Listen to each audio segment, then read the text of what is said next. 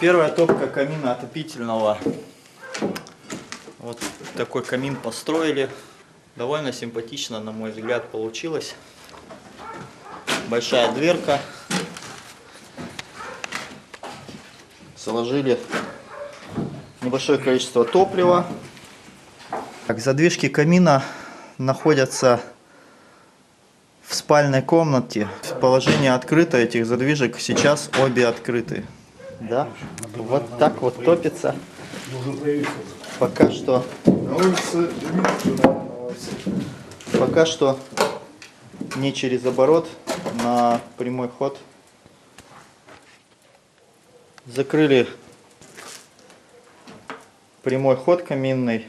Пробуем запустить его через оборот, чтобы протягивало дым через весь корпус.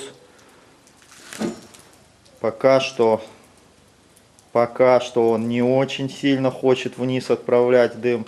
Но это понятно, только построен камин. Внутри еще совсем холодно, сыро. Нужно ему дать немножечко времени. Если вы включаете камин через оборот, закрыв каминный ход прямой, то может случиться так, что тяга будет уменьшаться сильно. Ну, если вы видите, что тяга пропадает и начинает совсем плохо камин топиться, тогда лучше снова открыть каминный ход прямой, опять погреть немножко его и попробовать еще раз закрыть через камин, чтобы пошло. Таким образом вы потихоньку сможете протолкнуть этот дым вниз.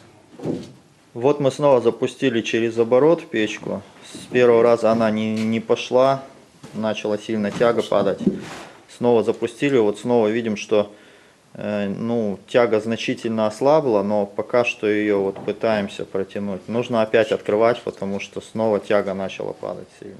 Запустили через оборот, получилось это с третьего раза только сделать. Но это не удивительно, потому что камин еще совсем сырой, внутри холодно. Сейчас здесь в доме тоже довольно прохладно в отношении с улицей, поэтому ему сейчас тяжело топиться. Но работает, все нормально, все работает, можно не сомневаться. Камин да не, вы вполне очень хороший. хороший.